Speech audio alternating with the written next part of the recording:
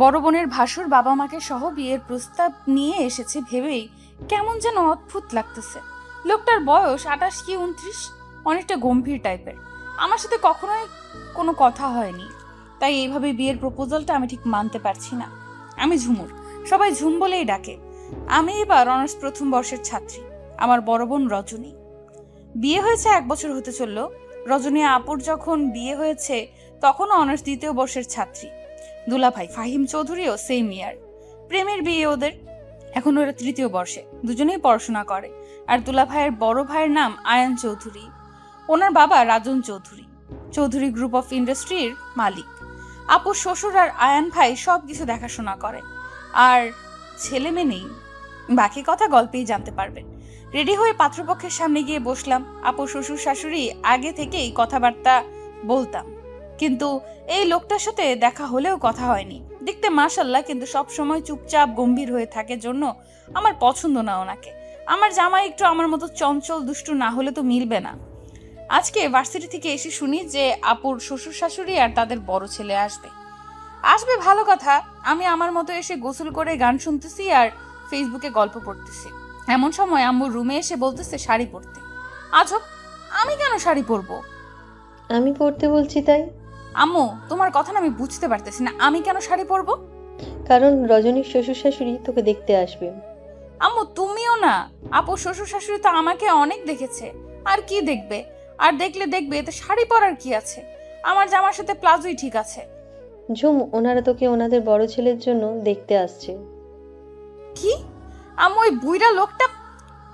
কি বলছিস কি ঝুম? তোর থেকে 9 বছরের বড় হবে। বিয়ের জন্য এরকমই ঠিক আছে। তোর বাবা আর আমার বয়সের পার্থক্য 12 বছরের। আম্মু, আগের কথা বাদ দাও। এখন কি এত বড় কাউকে বিয়ে করে নাকি? উনি সব আগের কালচার নিয়ে থাকবে, আর আমি এই যুগের মেয়ে। 9 বছরের পার্থক্য এমন কিছু হবে না। আর শুনেছি ইমরান নিজেই বলেছে তোকে বিয়ে করবে। তোর বাবারও কোনো আপত্তি নেই। আমাদের তো আর কোনো ছেলে নেই। তোরা 2 বোন একসাথে থাকবি। আর 1 বছর হতে চললো আমরা রজনীর শ্বশুর শাশুড়িকে চিনি। অনেক ভালো মানুষ। যতদূর চিনেছি আয়ান বাবাও অনেক ভালো। শুধু একটু চুপচাপ থাকে। তাতে কি, ছেলে মানুষ, একটু গম্ভীর থাকা ভালো। তাই তোর বাবা ঠিক করেছে সম্বন্ধ পাকা করবেন। আম্মু, গম্ভীর থাকা ভালো তাই বলে এতটা গম্ভীর? উনি কখনো আমার সাথে কথা পর্যন্ত বলে নাই। তুই কথা বলছিলি? কি যে বলো না আম্মু, ওনাকে দেখলেই ভয় লাগে, কেমন যেন খেয়ে ফেলার মতো করে তাকায়। যদিও একবার কি দুবার তাকিয়েছে, এছাড়া দেখিনি আমি ওনাকে। সবসময় তো অফিস আর রুমের ভেতরেই সীমাবদ্ধ উনি। এতক্ষণ চুপচাপ ওদের সামনে বসে মনে মনে এসবই ভাবছিলাম। হঠাৎ আপুর শাশুড়ি বলতেছে, কিরে মা, যা আলাদা একটু কথা বলে আয়। এতক্ষণে সামনে তাকিয়ে দেখলাম আয়ন চৌধুরী সামনে নাই, আমার রুমের দিকে যাচ্ছে। আমি কাচুমাচু হয়ে দাঁড়িয়ে ওনার পেছনে পেছনে আসলাম। বুঝতেছি না এমন কেন হচ্ছে আজ। এমনিতে তো আপুর শ্বশুর শাশুড়ির সামনেও বেশ চটপট করে বেড়াই। আমি আর আপু একদমই আলাদা। আমি চটপটে আর আপু শান্ত। ওদিকে ফাহিম ভাই চটপটে আর আয়ন ভাই শান্ত। এই প্রথম নিজের রুমে ঢুকতেও ভয় করতেছে আমার। বুকে থুতু ছিটে দিয়ে পেছনে আপু শ্বশুর শাশুড়ির দিকে একবার তাকিয়ে রুমে পা রাখলাম। পা রাখতেই শক্ত একটা কণ্ঠ কানে এলো। এতক্ষণ লাগে আসতে? এমনিতে তো এক জায়গায় ঠিক থাকো না। আমার কান্না পাচ্ছে। এই লোকটা আমার সাথে এই প্রথম কথা বললো, তাও আবার ধমক দিয়ে। এই প্রথম বুঝি একটা গুন্ডাও ভালোভাবে কথা বলে। আর ইনি তো ভালো মানুষ। না না, আমার মতো মেয়ে কিছুতেই এই উদ্ভট লোকটার সাথে সারা জীবন কাটাতে পারবে না। যেই এই কথাটা বলতে যাব তখনই উনি বলে উঠলেন, আমি তোমার মতামত জানতে আসিনি, চুপচাপ এই শাড়ি পাল্টে বিয়ের শাড়ি পরে নাও। আজকে একটু পর আমাদের বিয়ে হবে। বলে হনহন করে বেরিয়ে গেল। আবার ফিরে এসে বলল, আজকে শ্বশুরবাড়িতে নিয়ে যাব তোমাকে। কথা না শুনলে ফেসবুকে কার সাথে কি করছো সব তোমার আব্বুকে বলে দেব। আমি তাজ্জব বনে গেলাম। এটা কি আদেশ করলো নাকি থ্রেট দিয়ে গেল? আরে ভাই, আমাকে কিছু বলার সুযোগ তো দিবে নাকি? একটু পর আম্মু এসে একটা মিষ্টি আমার মুখে ধরে বলল, তুই আগে থেকে পছন্দ করতি আয়ানকে?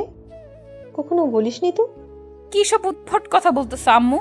কেন, তুই নাকি আয়ানকে বলেছিস যে বিয়ের প্রস্তাব নিয়ে আসেন? কি? আম্মু, এসব তোমায় কে বলেছে? কেন, কে আর বলবে? তুই যাকে বলেছিস সে বলেছে। আয়ান ভাই এসব বলেছে? এই দেখো, সত্যি কথা মুখ দিয়ে বের হয়েছে। তার মানে সত্যি বলেছিলি? রেডি হয়ে নে, রজনী আর ফাহিম কাজে নিয়ে আসতেছে। বলে আম্মু বেরিয়ে গেল। আম্মু আম্মু, এই যা চলে গেল। আরে আমার কথাটা তো শুনবা। আমি কখন ওনাকে বললাম আমি বিয়ে করব ওনাকে? আর আমি ফেসবুকে কার সাথে কি করছি, শুধু তো একটা ছেলেকে দুলাভাই বানিয়ে। উফ শিট! এই কথাটা উনি জানলো কিভাবে? আসলে হয়েছে কি, কিছুদিন থেকে একটা ছেলে সব সময় হাই হ্যালো দিত আর খোঁজ খবর নিত। প্রথমে পাত্তা না দিলেও এক সময় আমিও কথা বলতাম। কথা বলতে বলতে দুলাভাই বানাইছি। তারপর একটা আইডি দিয়ে নিজেই কথা বলছি। এই আইডির পাসওয়ার্ড আমার বান্ধবীদের কাছেও আছে, ওরাও কথা বলতো। কিন্তু আমি তো সব এমনি ফাইজলামি করছি। কিন্তু এই লোকটা কিভাবে জানলো এসব? আল্লাহ, এইবারের মতো বাঁচিয়ে দেওয়ার, জীবনেও ফেসবুক চালাবো না, চালালেও কারোর সাথে কথা বলবো না। মনে মনে আল্লাহকে ডাকছি। এই সময় আপু রুমে আসে। আই ঝুম, তুই এখনো রেডি হসনি? আমি আপুর পা জড়িয়ে ধরে বললাম, আপু, ও আপুরে, আমি ওনাকে বিয়ে করব না রে। তুই দেখিস না উনি কেমন, জেনে বুঝে আমাকে নদীতে ফালাই দিচ্ছিস কেন? তোর জামাই কত ভালো, আর আমাকে কিনা গোমরা মুকুটের মাথায় চাপিয়ে দিচ্ছিস। আমার জামাই তোর হলে বুঝতি, সারাক্ষণ জ্বালিয়ে মারে আমাকে। জামাইরা গম্ভীরে ভালো, বুঝলি তো। আর আয়ন ভাইয়া অনেক ভালো, জানিস, আমাকে ছোট বোনের মতো ভালোবাসে। আর উনি সেদিন আমাকে ডেকে বলেছে। রজনী, একটু কথা ছিল। জি ভাইয়া, বলুন। তোমার বোন ঝুমুর এবার অনার্স ফার্স্ট ইয়ার, তাই না? হ্যাঁ ভাইয়া, কোনো কিছু হয়েছে? ও কি কিছু করেছে? না না, তেমন কিছু না। আমি বিয়ে করব ওকে। তোমার বাবা মায়ের সাথে কথা বলো। বিশ্বাস কর, ওনার কথায় আমি এত খুশি হয়েছি তোকে বলে বোঝাতে পারবো না। এবার এবার ঝটফট রেডি হয়ে নে তো। আর জানিসই তো, আয়ন ভাইয়া যখন বলেছে তোকে বিয়ে করবে, তখন করেই ছাড়বে। আপু প্লিজ, তোরা এইভাবে আমাকে জোর করতে পারিস না। কি দেখছো, এবার কিন্তু বেশি বেশি হয়ে যাচ্ছে। আমরা তোকে মোটো জোর করছি না। তুই নিজেও কিছুক্ষণ আগে আমাকে বলেছিস যে আয়ন ভাইয়াকে তোর ভালো লাগে, শুধু একটু গম্ভীর, কিন্তু মানিয়ে নেওয়া যাবে। বল, বলেছিস কি না? হ্যাঁ বলেছিলাম, কিন্তু সত্যি সত্যি বিয়ে করব বলিনি তো। বিয়ে আবার মিথ্যে মিথ্যে করে হয় নাকি? অনেক নাটক করেছিস। আর না, চল রেডি হয়ে নে। আপু সাজিয়ে দিচ্ছে আর আমি বসে বসে ভাবছি, এই এত সুন্দর ছেলেটা আমার জামাই হবে। আপুর বিয়ের দিন প্রথম ওনাকে দেখে আমি সহ আমার বান্ধবী গোষ্ঠী ফিদা হয়ে গেছিলাম। ওনার ফর্সা মুখে কালো চাপ দাড়ি, গোলাপি ঠোঁট আর গাম্ভীর্য দেখে ওনার প্রেমে পড়ে গেছি। কিন্তু কখনো বলার সাহস পাইনি। ওনাকে দেখেও ভয় লাগতো। আর অন্যদিকে উনি আমার বড় বোনের বাহাসুর। আমার জন্য যদি আবার কোনো ঝামেলা হয়, এই ভয়ে কখনো বলা হয়নি। কিন্তু আজকে হঠাৎ এইসব একদম স্বপ্নের মতো লাগছে, সাথে একরাশ ভালো লাগা। ইস, এত কিউট জামাই হবে আমার, ভাবলেই নাগিন ডান্স দিতে ইচ্ছে করছে। কিন্তু নাচা যাবে না, এমন ভাব করতে হবে যেন আমার ইচ্ছের বিরুদ্ধে সব হচ্ছে। কারণ আমি বুদ্ধি হওয়ার বয়স থেকেই বলে আসছি আমার জামাই হবে একদম আমার কার্বন কপি, আর বয়সও সেম। কিন্তু এখন তেমন কিচ্ছু হচ্ছে না, তা আমি মন খারাপের ভান করে থাকবো। আপুর কথায় ভাবনায় ছেদ পড়লো। বাহ ঝুম, তোকে এই শাড়িটা যা মানিয়েছে, আয়ন ভাইয়া পছন্দ আছে বলতেই হবে। আমার বোন কি কম সুন্দরী নাকি? হুম। আপুর কথা শুনে লজ্জা লাগতেছে। হয়েছে, আর লজ্জা পেতে হবে না। আয়নায় তাকা। আয়নায় তাকালাম। লাল খয়েরির সাথে গোল্ডেন কালার, সাথে ম্যাচিং পাথরের জুয়েলারি আর ডিপ সাজ। আপু পারেও বটে, মনে হচ্ছে পার্লার থেকে সেজেছি। এর মধ্যে বাহির থেকে বেশ কয়েকবার ডাক পড়েছে, তাই আপু তাড়া দিল তাড়াতাড়ি বের হওয়ার জন্য। আপু দরজা খুলতেই হুড়মুড়িয়ে অনেকেই রুমে ঢুকলো। আমি তো অবাক, এত মানুষ এসেছে বাড়িতে, বুঝতেই পারিনি। মামা মামি চাচা চাচি সহ আরো অনেকেই এসেছে। একটু পর বিয়ে পড়ানো হবে। আমি আর উনি সামনাসামনি বসে আছি। আমি বসার পর একবারও মাথা তুলে সামনে তাকাইনি। সবাই তো রীতিমতো কানা ঘুষা শুরু করেছে যে আমাকে হয়তো মতের বিরুদ্ধে গিয়ে বিয়ে দেওয়া হচ্ছে, নয়তো আমি এত চুপচাপ কেন। আমার নাকি চুপচাপ মানায় না, কিন্তু আমি কিভাবে বোঝাবো যে আমার লজ্জা লাগছে, ভীষণ লজ্জা লাগতেছে আমার। হঠাৎ উনি সবার মাঝে বলে উঠলো, ঝুমুর, তোমার কি ইচ্ছে নেই এই বিয়েতে? না থাকলে বলো, তবুও এইভাবে চুপচাপ বসে সবার মনে দ্বিধাদ্বন্দ্ব রেখো না। তোমার মতের বিরুদ্ধে গিয়ে বিয়ে করব না আমি তোমায়। আমি এবার মুখ তুলে তাকালাম। মানুষটা আমার সাথে ম্যাচ রেখে শেরওয়ানি পরেছে, কি অপূর্ব লাগছে দেখতে। নিখুঁতভাবে সরাসরি আমার চোখের দিকে তাকিয়ে আছে। আমি যেন আবারও প্রেমে পড়ে গেলাম ওই চাহনির। মনে চাচ্ছে চোখ দুটোতে একেবারে ছুঁয়ে দেই, কিন্তু এখন তো সেটা সম্ভব না। তাই অনেক কষ্টে নিজেকে সংযত রাখলাম। শুনেছি ছেলে মানুষ বউকে নিয়ে নিজেকে সংযত রাখে, কিন্তু আমি মেয়ে হয়ে রাখছি, তাই নিজেকে খুব নির্লজ্জ মনে হচ্ছে। যাই হোক, একা একা তখন তো খুব আমাকে থ্রেট দিয়ে আসলো, কিন্তু এখন সবার সামনে এত সাধু বান্দা কেন সাজতেছে লোকটা? আমি না চাইলে নাকি বিয়ে করবে না। এখন না বললে যদি সত্যি সত্যি বিয়ে না করে তাহলে আমি এত কিউট জামাই কোথায় পাবো? তাই একটু হেসে বললাম যে আমরা তো প্রেম করছি বিয়ে করার জন্যই, তাহলে আমার মত থাকবে না কেন? আমার কথায় উপস্থিত সবাই চুপ হয়ে গেল। ওনার দিকে তাকিয়ে দেখি উনি কেমন রাগী দৃষ্টিতে তাকিয়ে আছে, মনে হয় এক্ষুনি খেয়ে ফেলবে। আমার কি দোষ ভাই? আমার সামনে এত সাধু সাজতে গেলে একটু একটু বাস তো খেতেই হবে। বিয়ে পড়ানো শেষ হলে আপু আমাকে সাইডে নিয়ে গিয়ে বলল, ঝুম, সত্যি কি তোর আর আয়ন ভাইয়ের কোনো সম্পর্ক ছিল? আপু, তোর আয়ন ভাই কি প্রেম করার মতো মানুষ নাকি? ওনাকে দেখলেই তো মনে হয় আনরোমান্টিক মানুষ। ওনাকে দিয়ে প্রেম ভালোবাসা আশা করিস কিভাবে? কোন দুঃখে? তাহলে তুই সবার সামনে বললি? আরে আমি তো এমনিই বলেছি। হায় আল্লাহ, তুই ওনাকে আনরোমান্টিক মনে করেছিস? আমার তো মনে হয় ফাহিমের থেকেও ভাইয়া বেশি রোমান্টিক। মাঝে মাঝে ওনার কথা শুনে আমার তাই মনে হয়। তবে উনি সবার মতো না যে সব সময় আলগা প্রীতি দেখাবে। সারাক্ষণ বইয়ের পেছনে পেছনে ঘুরবে। উনি সব ভালোবাসা কাজে করে দেখাবে। শেষের কথাগুলো ফাহিম ভাইকে দেখেই বলল আপু। ফাহিম ভাই এসে বলতেছে, কি আমি আলগা পিরিত দেখাই? সব সময় একটু কাছে থাকি, এজন্য এভাবে আমার ভালোবাসাকে অপমান করছো? আরে না, আমি অপমান কই করলাম? আমি তো আয়ন ভাইয়ের কথা বললাম। হ্যাঁ বুঝি তো, কিন্তু শালিকা তো এখন বড় ভাবি হয়ে গেছে, ওর সামনে বেশি কিছু বললাম না। না না জিজু, আমি শালি শালিই থাকবো, ভাবি হব না। শালি দুলা ভাইয়ের কাছে আবদার করতে পারবে, কিন্তু ভাবি তো পারবে না। শালি আমার চালাক আছে। দেখতে হবে না শালিটা কার। এরপর খাওয়া দাওয়া শেষ করে বিয়ে বিদায়ের পালা। আমি প্রথমে যেতে যাচ্ছিলাম না, কিন্তু ওনার একটা ধমক খেয়ে আর কথা বাড়ায়নি। উনি আমার একটা হাত ধরে আছে। আমি অনেকবার খোলার চেষ্টা করছি, কিন্তু উনি ছাড়ছেই না। বারবার বলতেছি একটু ছাড়েন, দরকার আছে। না, উনি ছাড়ছেই না, উল্টো আমাকে ধমক দিয়ে বলে যে এত নড়াচড়া করে লাভ নেই, আমি ছাড়বো না। বাধ্য হয়ে বললাম, প্লিজ ছাড়েন, আমি বাথরুমে যাব। 5 মিনিট সময় দিলাম, এর মধ্যে আসবা। এই বললে হাত ছাড়লো। আমি বললাম 5 মিনিট না ছাই, পাক্কা 30 মিনিট পর এসে দেখি আপুদুল্লা ভাই আর উনি সোফায় বসে আছে। মানুষজনও কমে গেছে, 11টা পার হয়েছে, সবাই হয়তো চলে গেছে। আমি যেতেই উনি উঠে আবার আমার হাত ধরে সবার কাছ থেকে বিদায় নিয়ে বের হয়ে আসলেন। কি আশ্চর্য, আমার বিয়ে হলো, বিদায় হলো, আমার কান্না পাচ্ছে না কেন? এত চেষ্টা করতেছি কান্না করার, তবুও কান্না পাচ্ছে না, তবুও হচ্ছে না। আমি হয়তো এমন একজন মেয়ে যার বিয়ে প্রেম করেও হয়নি, তবুও কান্না করিনি। যাই হোক, ওই রকমই চলে আসলাম শ্বশুর বাড়িতে। এই বাড়িতে তো দেখি একদম ফাঁকা। এমনিতেও আশপাশে কোনো বাড়ি নেই। 3 তলা একটা বাড়ি, চারপাশে লাল নীল ঝাড়বাতি জ্বলছে। বাড়িটা যেন অপরূপ লাগতেছে। আমি গাড়ি থেকে নামতেই উনি আমার হাত ধরলো। ওইদিকে আপু আর ফাহিম ভাই, ওরা একটু সামনে এগোতেই মানুষটা এমন একটা কাণ্ড করলো যে আমি লজ্জায় পড়ে গেলাম। আপু আর ফাহিম ভাই সামনে এগোতেই উনি আমায় কোলে নিলেন। এই, আপনি কি করছেন? এত কথা বলো কেন? চুপচাপ থাকো, না হলে আরো লজ্জায় পড়তে হবে। ওনার কথা শুনে চুপ হয়ে গেলাম, নয়তো যদি সত্যি কিছু করে বসে। বুঝলাম না এই গোমরা মুখটাকে এত রোমান্টিক মনে হচ্ছে কেন। আপু পেছনে আমার দিকে তাকিয়ে একটা চোখ টিপ দিয়ে আগে আগে চলে গেল। সদর দরজায় আসতে না আসতেই কয়েকজন ছেলে মেয়ে এসে হাজির হলো। ওদের দাবি টাকা ছাড়া ঘরে ঢুকতে দিবে না। আপু আর ফাহিম ভাইও সাথে আছে। উনিও আমাকে কোল থেকে নামাচ্ছেন না। কি একটা অবস্থা! ছেলেমেয়েগুলা ওনার মামাতো ফুপাতো ভাই বোন। আমি আগেও দেখেছিলাম এদের। উনি আমাকে বলল এক হাত দিয়ে যেন ওনার প্যান্টের পকেট থেকে মানি ব্যাগ বের করে। আমি হা করে ওনার মুখের দিকে তাকালাম।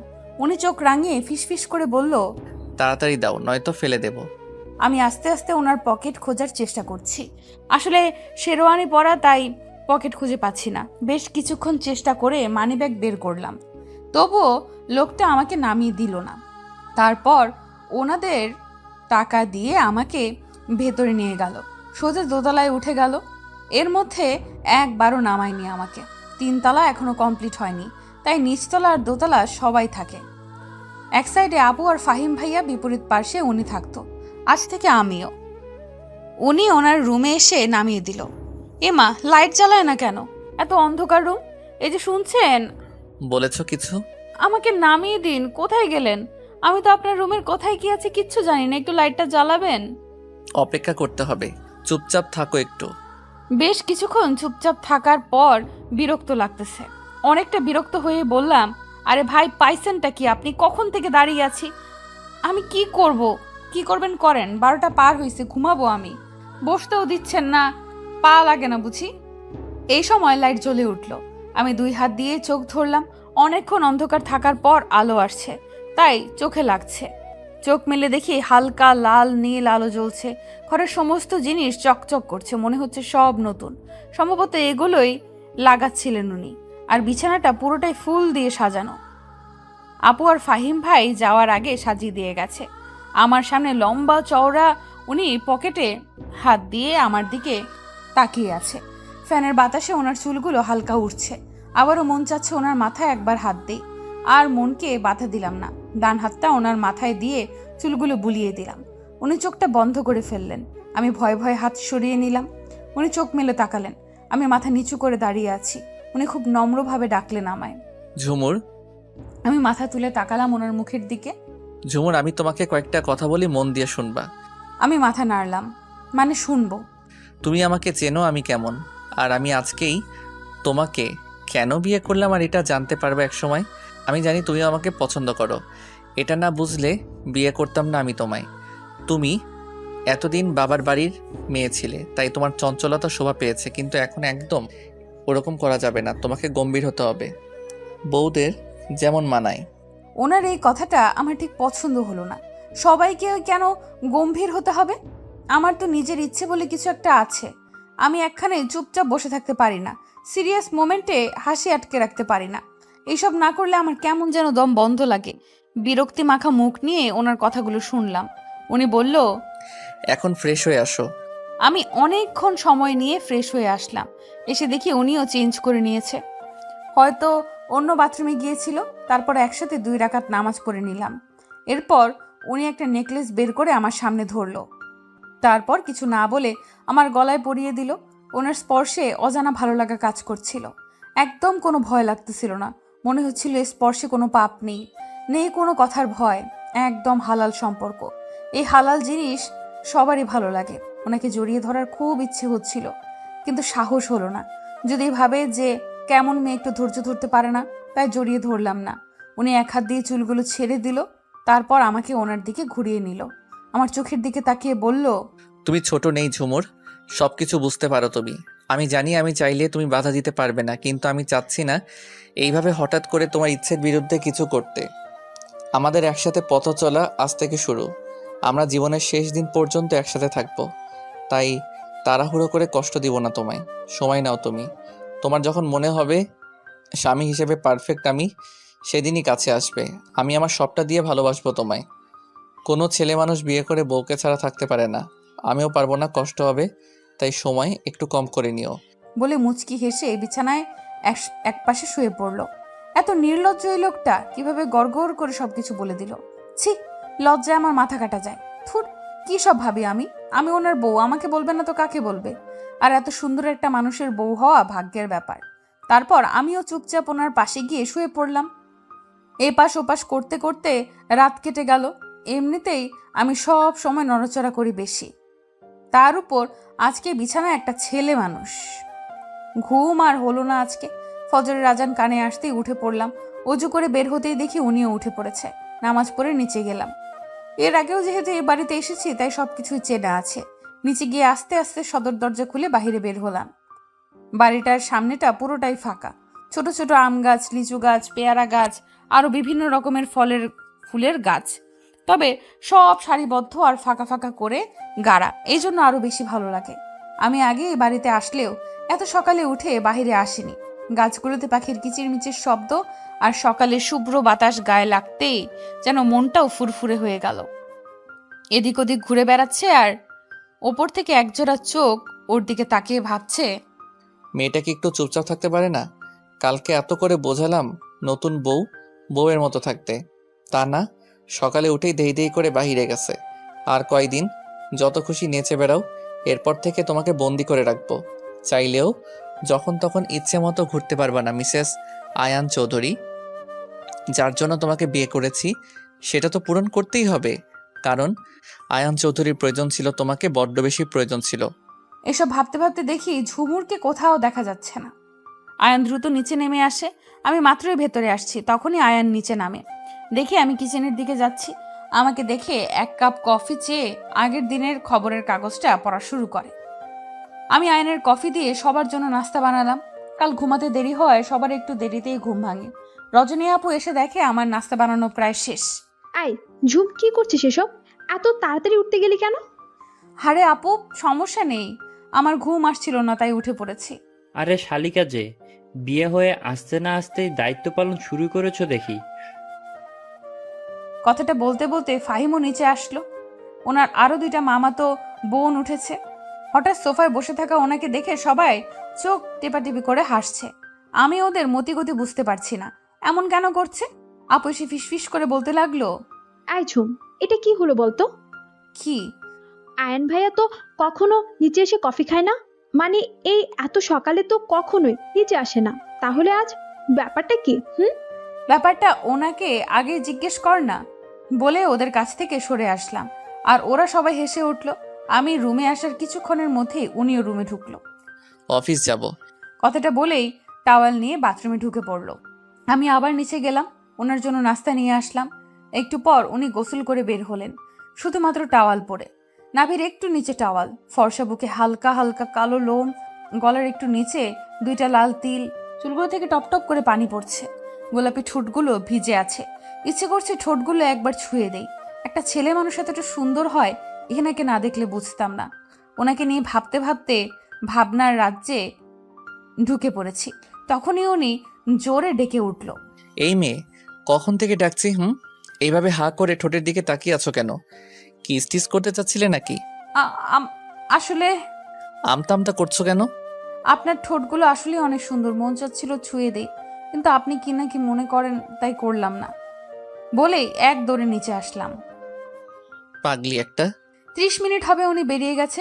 আমি বাড়িতে কথা বললাম, চাচা চাচি মামা মামি সহ কাছের কিছু আত্মীয় স্বজন আসবে আজকে এই বাড়িতে। আসলে একদিনের দাওয়াতে নিজের মানুষ ছাড়া তো কেউ আসবে না। হঠাৎ করে বিয়ে না হলেও আমার বিয়েতে তেমন বড় অনুষ্ঠান করতো না, কারণ আপুর বিয়েতে অনেক বড় অনুষ্ঠান করে আব্বুর অনেকটাই গ্যাপে পড়েছিল। তাই আমিও বলেছিলাম আমার বিয়ে খুব সাদামাটা ভাবেই করব। আব্বু ছোটোখাটো ব্যবসায় আমাদের দিন ভালো কাটলেও একবারে অনেক বড় অনুষ্ঠান আমাদের জন্য না। আপুর বিয়েতে করা লাগছে, কারণ আপু বড় মেয়ে ছিল আর আপুর শ্বশুর শাশুড়ি বলেছিল আমাদের বাড়ির ছেলে বিয়ের অনুষ্ঠান না করলেই নয়তো আমাদের আত্মীয় স্বজনদের কাছে নত হতে হবে। যদিও ফাহিম ভাইয়া আলাদাভাবে কিছুটা সাহায্য করতে চেয়েছিল, কিন্তু আব্বু নেয়নি।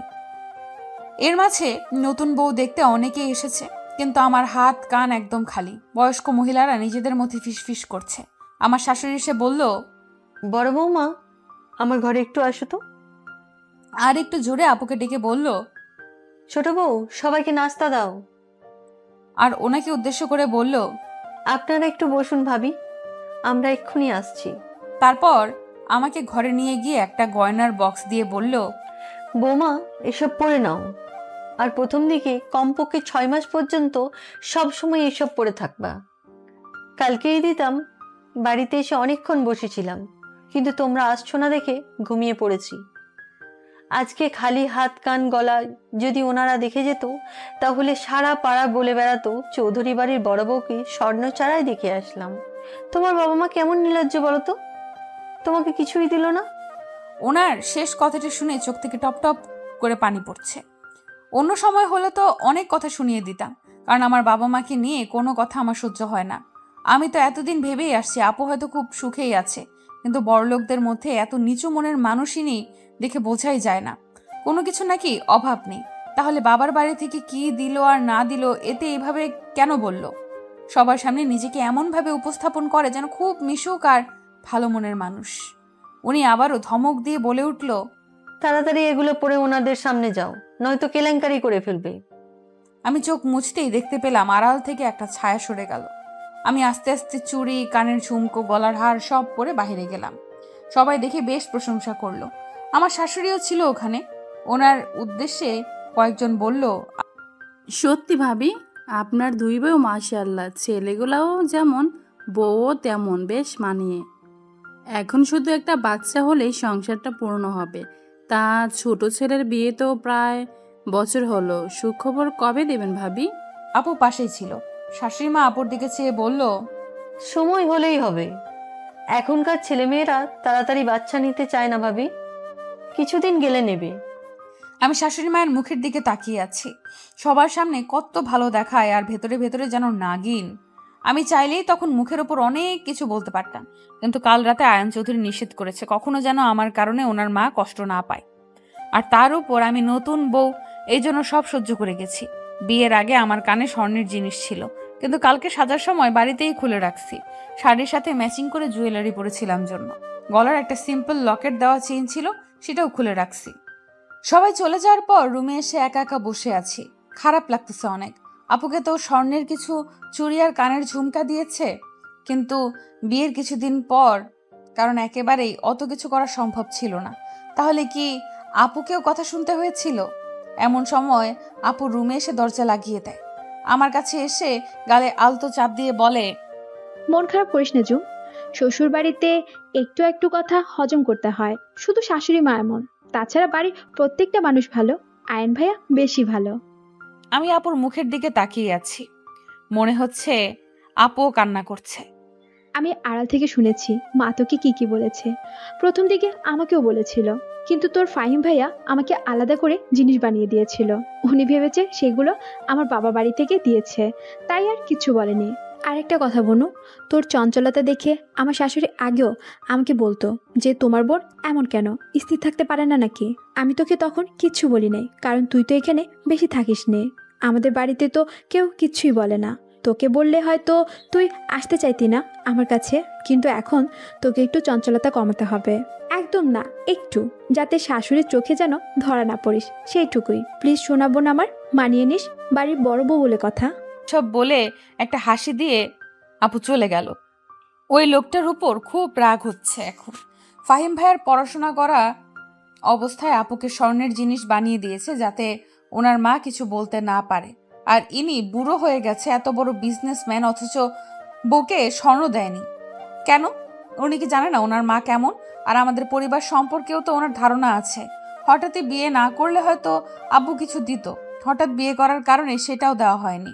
আজকে আসুক, ওনার একদিন কি আমার যে কয়দিন লাগে। দুপুর 2টা বাজে, বাবার বাড়ির সবাই এসে গেছে। আজকে আমাকে আর ওনাকে যেতে হবে আমাদের বাড়িতে, এটাই নিয়ম। আপুও যেত, কিন্তু শ্বশুরবাড়ির দায়িত্ব বেশি হওয়ার কারণে আপুর যাওয়া হচ্ছে না। উনিও বেশ সময় মতো এসে গেছে, সবার সাথে কথা বলে রুমে আসছে। আমি ওনার অপেক্ষাতেই ছিলাম। আসার সাথে সাথে জিজ্ঞেস করলাম, আপনি হঠাৎ করেই আমাকে বিয়ে করলেন কেন? উনি একবার আমার দিকে তাকিয়ে বলল, ফ্রেশ হয়ে আসছি তো। আজব মানুষ তো, আমি কথা বলার জন্য বসে আছি আর উনি ফ্রেশ হতে গেল। মানুষটা দেখি দিনে একরকম রাতে অন্যরকম। ছেলে মানুষ কি এমন হয়? একটু পর উনি ফ্রেশ হয়ে এসে আমার পাশে বসে বলল, আমাকে হঠাৎ বিয়ে করার কারণ জানতে চাচ্ছ তো? আমি মাথা নাড়লাম। ঝুমুর, ভালোবাসি আমি তোমাকে, অনেক বেশি ভালোবাসি। তোমাকে প্রথম দিন দেখেই ভালো লেগেছে, কিন্তু তুমি আমার ছোট ভাইয়ের শালী, এজন্যই সবসময় এড়িয়ে চলেছি তোমাকে। কিন্তু আমি যখন থেকে বুঝতে পারছি যে তুমিও দুর্বল আমার প্রতি, তখন থেকে আমি আর দূরে থাকতে পারছি না। তোমাকে লুকিয়ে দেখা, তোমাকে ফলো করা, তুমি কখন কোথায় যাচ্ছ, কি করতেছো, সব কিছুর উপর নজর রাখা যেন আমার দায়িত্ব হয়ে গেছে। হঠাৎ একদিন মনে হলো ফেসবুকে নক দিয়ে কথা বলি।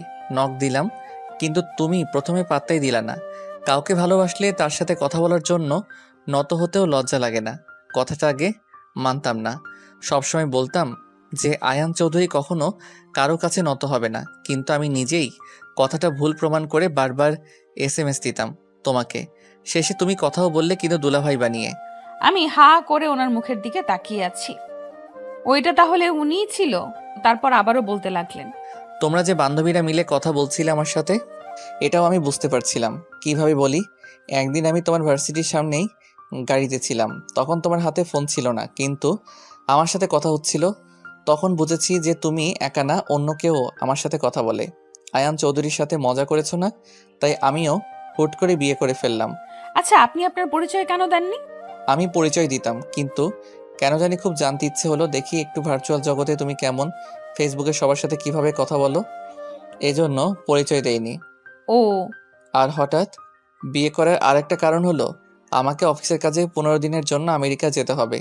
আর আপনার তো আমার খুব ইচ্ছা আমেরিকা নিউ ইয়র্কে অবস্থিত নায়াগ্রার ফলস দেখার। জি হ্যাঁ, এটা দ্বিতীয় কারণ। অফিসের কাজে যাচ্ছি, তাই ফ্যামিলির কাউকে নিয়ে যাওয়া যেত না, কিন্তু আমার সাথে আমার বিয়ে যেতেই পারে। এজন্যই আপনাকে খুব তাড়াতাড়ি বিয়ে করলাম। আর যাই হোক, বিয়ের আগে যে তোমাকে একা আমার সাথে পাঠাবে না এটা আমি জানতাম। এখন তো আর কেউ বাধা দিতে পারবে না। কাল থেকে তুমি আমার বিয়ে, তার 3 দিন পর আমরা যাচ্ছি।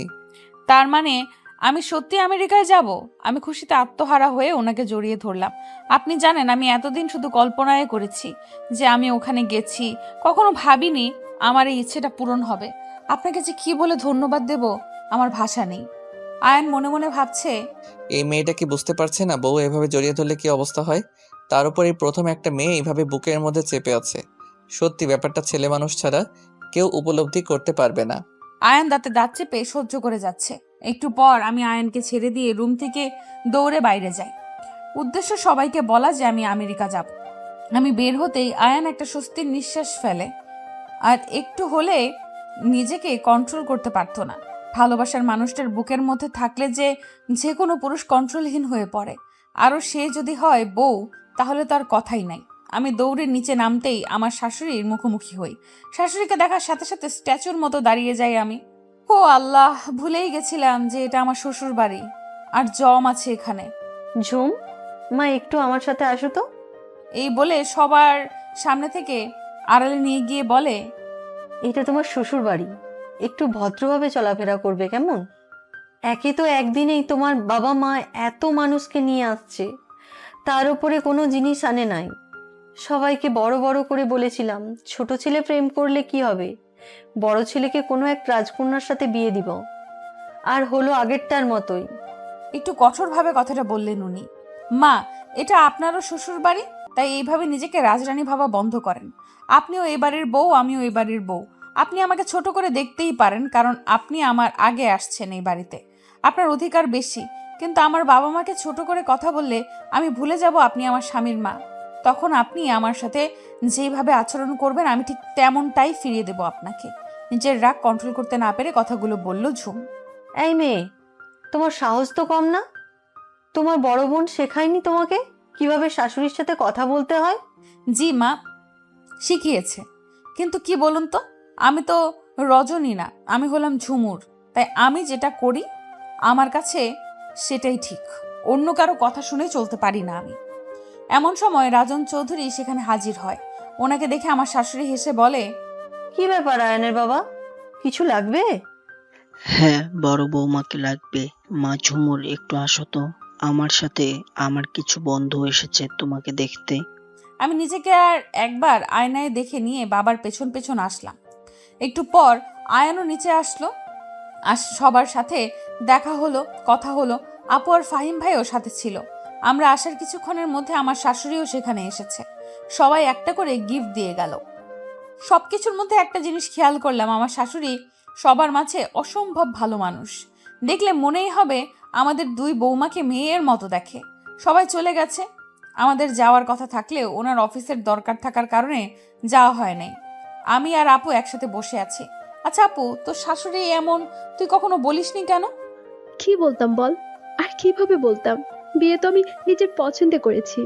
আর আমার বাবা এত ক্ষমতা নেই যে আমি কিছু বললে সাথে সাথে দিতে পারবে। তাই আমি কিছু বলে বাবা মাকে টেনশনে ফেলতে চাইনি। আচ্ছা সব বুঝলাম, কিন্তু তুই আমার বেলাতে না করলি না কেন?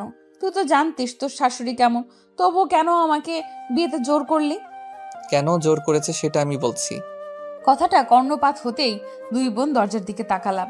আমি আর আপু একজন আরেকজনের মুখের দিকে তাকিয়ে ভাবছি, মায়ের কথাটা কি উনি শুলে ফেললো নাকি? কিছু যদি মনে করে। উনি আপুর দিকে তাকিয়ে বলল, রজনীকে যখন আমি বলেছি যে আমি তোমার বোনকে বিয়ে করব, তখন ও যে খুশি হয়েছে তা ওর চোখ মুখ দেখেই বুঝতে পারছিলাম। কিন্তু একটু পর কেন জানি ও আমাকে না করলো, বলল আপনি বড়লোক ঘরের মেয়েকে বিয়ে করেন ভাইয়া, আমার বোন আপনার জন্য পারফেক্ট নয়। ওর এই কথাটা আমার কাছে ঠিক মনে হয়নি, তাই আমি এই ব্যাপার নিয়ে ফাহিমের সাথে কথা বলেছি। আমি প্রথমে ভেবেছিলাম ফাহিম হয়তো রজনীর সাথে খারাপ ব্যবহার করে, কিন্তু পরে শুনলাম তেমন কিছুই না। সমস্যাটা আমার মায়ের কারণেই রজনী রাজি হতে চায়নি। এর মাঝে ফাহিম ভাইয়া আপুকে ডাকে আর আপু চলে যায়। উনি আমার পাশে বসে আমার দুই গালে হাত রেখে বলছে, আয়ান চৌধুরী ভালোবেসেছে তোমাকে, আর তার ভালোবাসার মানুষটাকে সে নিজের করে নেবে না তা কি করে হয়? আমি যতবার এই মানুষটার চোখের দিকে তাকাই ততবার ওনার প্রেমে পড়ে যাই। মানুষ বলে না যে কেউ কখনো কারো চোখের দিকে তাকিয়ে মিথ্যা বলতে পারে না। এনার চোখের দিকে তাকালে আমার কথাটা সত্যি মনে হয়। এনার চোখে আমি আমার জন্য ভালোবাসা দেখতে পাই। দেখলে মনে হয় মানুষটা আমাকে অসম্ভব ভালোবাসে। তারপর আবারও বলতে শুরু করলো, আমি আমার মা আর বাবাকে যখন বলেছি তোমাকে ওনার পছন্দ কিনা, তখন বাবার উত্তর ছিল কিছুটা এরকম। হ্যাঁ, মেয়েটা ভালো আছে, একটু চঞ্চল, বাড়িটা মাতিয়ে রাখতে পারবে। আর মা বলছে, এমনিতে দেখতে ভালো, তবে চঞ্চলতা বাড়ির মেয়েদের শোভা পায়, বউদের না। আর এক বাড়ির দুই মেয়ে আসলে সংসারে আমাকে দাম দিবে না, নিজেরাই সব কিছু করবে। আমি বলেছি, মা তুমি না সবসময় বলতে আমরা পরিবার একসাথে থাকবো, সবসময় কখনো ভাগ হব না। ওরা দুই বোন একসাথে থাকলে কখনো আলাদা হবে না, সংসারটা একসাথে থাকবে। আর সব থেকে বড় কথা, তোমার ছেলেরা তাদের পছন্দের মানুষের সাথে থাকবে। তারপর মা রাজি হয়। আর সেদিন দেখতে গিয়ে বিয়ে করার আরেকটা কারণ মা, আমি জানি যদি সেদিন বিয়ে করে তোমাকে নিয়ে না আসতাম, তাহলে মা চাইতো তোমার বাবা যেন মেয়েকে সব কিছু দিয়ে তবেই পাঠায়। আমি জানি তোমার বাবা আমার থেকে কিছুই নিত না, কিন্তু ওনার মাথায় চিন্তা বেড়ে যেত কিভাবে কি করবে না করবে। এই জন্য আমি সেদিনই বিয়ে করে নিয়ে আসি, যাতে মা মনে করে হঠাৎ বিয়ে হওয়ার কারণে কিছু দিতে পারিনি, আর তোমার বাবার অনুষ্ঠান বা কিছু দেওয়া নিয়ে চিন্তা না হয়। বিয়ে পড়িয়ে রাখলে হয়তো পরে অনুষ্ঠান ছাড়া বিদায় দিতে পারতো না। আত্মীয় স্বজনদের কথার ভয় করত, হঠাৎ হওয়াতে কেউ কিছু বলতে পারবে না। আমি মনে মনে ভাবলাম, তবুও তো আপনার মা কিছু বলা বাকি রাখেনি। যাই হোক, এটা আমাদের বউ শাশুড়ির ব্যাপার। শাশুড়ি আপনাকে কিছু না বললে আমিও বলবো না। কি দরকার মা ছেলের মধ্যে ঝামেলা বাড়ানোর? ঝুমুর, কি ভাবছো? না, কিছু না।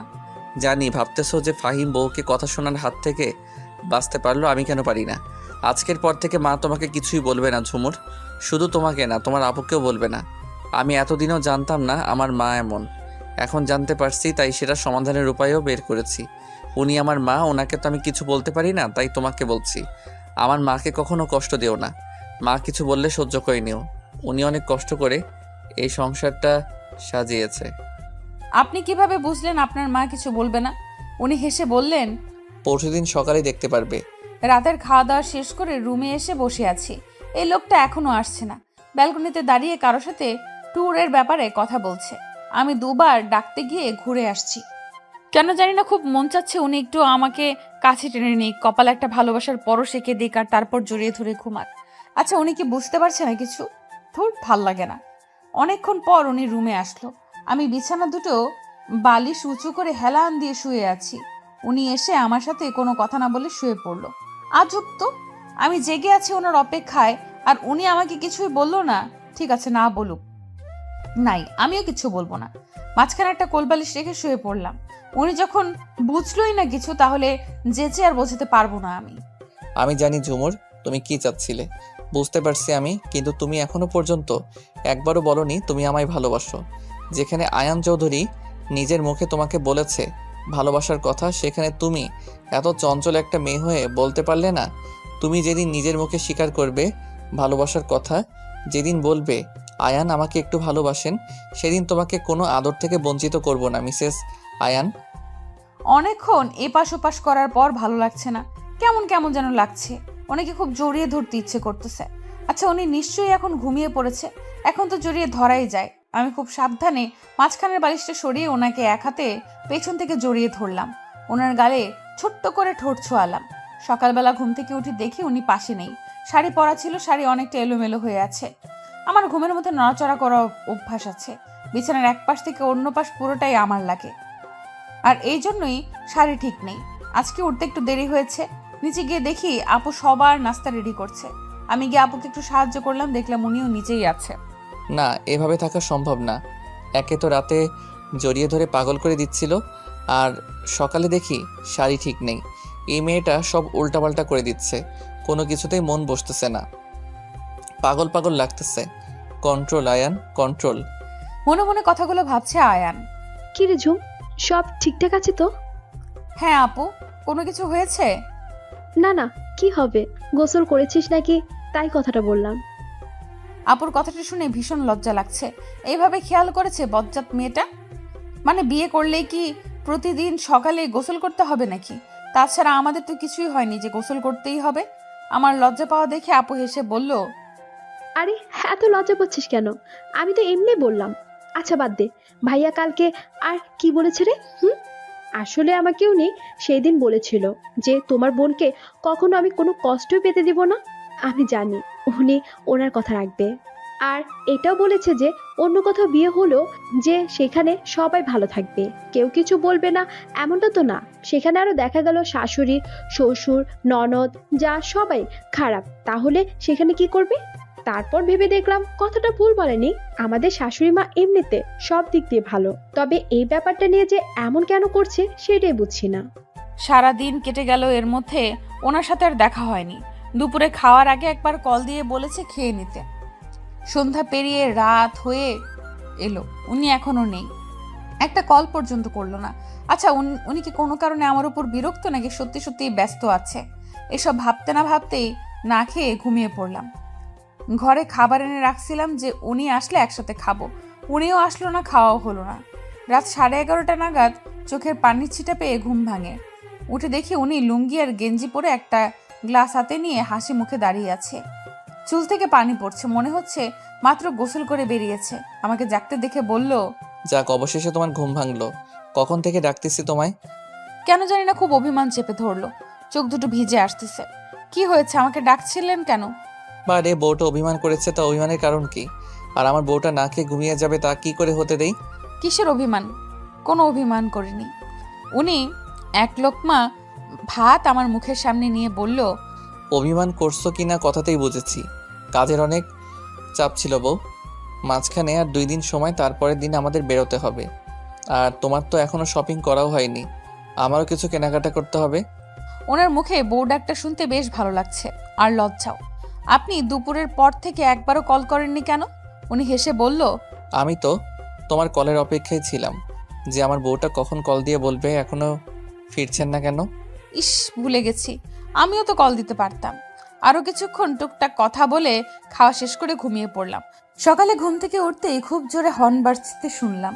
ব্যাপারটা দেখার জন্য ব্যালকনিতে গিয়ে দাঁড়ালাম। নিচে তাকিয়ে দেখি বড় বড় দুটো ট্রাক কি নিয়ে আসছে দেখার জন্য নিচে গেলাম। এত কিছু দেখে অবাক না হয়ে পারলাম না। নিচে গিয়ে দেখি ট্রাক ভর্তি যত ধরনের ফার্নিচার আছে সব। শাশুড়ি মা হাসি মুখে দাঁড়িয়ে আছে। আমি নিচে যেতেই বলল, বৌমা, তোমাদের বাড়ি থেকে এত জিনিস দেবে বলনি তো? একটা সময় একটা ছেলে একটা মানি ব্যাগ নিয়ে এসে শাশুড়ি মায়ের সামনে রাখলো। ব্যাগটা খুলতেই দেখি ভেতরে স্বর্ণের গহনা, আপুর সহ। এইসব দেখে শাশুড়ি মার চোখ ছানা বড়া দেখে আমি আর আপু অবাক হয়ে গেছি। আমরা জানি যে আমাদের মিথ্যা কথা বলা নিষেধ, কিন্তু যে মিথ্যা বললে কোনো দ্বন্দ্ব কমে যায় সেইটুকু বলাই যায়। কাল আমি বাবাকে বলেছিলাম, খালি হাতে মেয়ে দিছো কেন? মেয়েকে বিয়ে দিলে সাথে আরও কিছু দিতে হয়, জানো না? আমার এই কথাটা আয়ানের কান পর্যন্ত পৌঁছে গেছে। বাবা বাড়িতে গিয়ে লোন করে কিছু জিনিস কিনেছে, সাথে আয়ান বাকি সব কিছু দিয়েছে। কিন্তু শাশুড়ি মা জানে সব আমার বাবা দিয়েছে। এছাড়া বাকি সবাই সত্যটা জানে। আয়ান নিজেই সব কিছু দিত, কিন্তু বাবা মানতে চায়নি, তাই নিজের সামর্থ্য অনুযায়ী যেইটুকু সম্ভব দিয়েছে। সারা দিন এগুলো গোছগাছ করতেই গেল। পুরনো জিনিস সরিয়ে সব নতুন জিনিস রাখা হলো। সন্ধ্যার আগে আগে রুমে গেলাম। দেখি উনি বিছানায় বসে ল্যাপটপে কিছু কাজ করছে। আমাকে রুমে দেখে বলল, গোসল করে আসো, বাইরে যাব। প্রায় 40 মিনিট পর বেরোলাম। দেখি উনি ল্যাপটপ রেখে ফোন চাপতেছে। আমি বেরোতেই আমার দিকে তাকালো। কালো শাড়ি, ভেজা চুল, সদ্য গোসল করা নারী দেখলেই যেন নেশা ধরে যায়। ভেজা থাকার কারণে পুরো শরীর যেন চকচক করছে। এইভাবে দেখলে যে কোনো স্বামী পাগল হতে বাধ্য। আর কত পাগল করতে চাও ঝুমুর? এবার তো স্বীকার করো ভালোবাসো। আমি কাছে যেতেই উনি উঠে পেছন থেকে জড়িয়ে ধরলো। আর কত সময় লাগবে তোমার? এই কথাটা শুনে কান পর্যন্ত গরম হয়ে গেল। কিভাবে বলবো আমি আপনার ভালোবাসা চাই, আমার সম্পূর্ণ ভালোবাসা চাই? আপনি বুঝে নিতে পারেন না? আপনি কি আমার চোখের ভাষা বুঝতে পারেন না? কি ভাবছো ঝুমুর? কিছু না।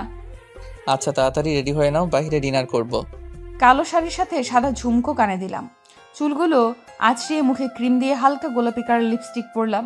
ব্যাস 5 মিনিটে রেডি। এদিকে ফাহিম, আয়ান ভাইয়া এই জিনিসগুলো কেন নিয়ে আসলো?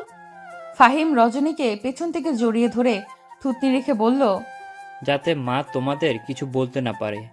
দেখো রজনী, আমার মাকে এজন্য মিথ্যা বলেছি যাতে মা খুশি থাকে, তোমাদের সাথে মিলেমিশে থাকে। যদি মাকে বলতাম যে আয়ান ভাইয়া কিনেছে, তাহলে হয়তো মা এসব নিয়ে তোমাদের কথা শোনাতো। উনি আমাদের জন্মদাত্রী, ওনাকে তো কিছু বলতে পারি না। ন্যায় অন্যায় দেখতে গেলে মায়ের মন খারাপ হবে, তাই মায়ের কাছে লুকানো ছাড়া আর কোনো উপায় ছিল না।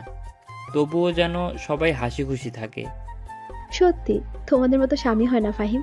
তোমরা দুই ভাই যে এত ভালো, পৃথিবীর সব স্বামী যদি এমন হতো তাহলে কোনো মেয়ে ডিভোর্সই হতো না। শ্বশুর বাড়িতে স্বামীরাই সব থেকে বেশি আপন। স্বামী ভালো না হলে সেই মেয়ের জীবন এমনিই তেজপাতা হয়ে যায়। বউ, এবার চলো, আয়ান ভাইয়া নিচে অপেক্ষা করছে।